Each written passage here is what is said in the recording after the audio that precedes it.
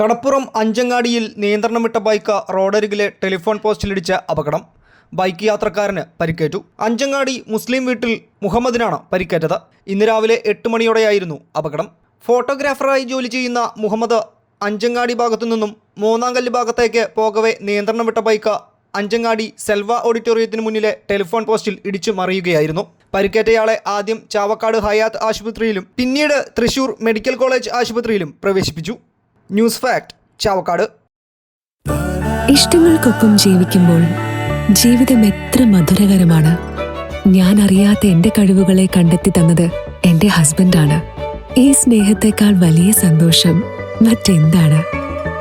ഇന്നും ഇഷ്ടങ്ങൾക്കൊപ്പം. Intimate Matrimony, beautifying your life.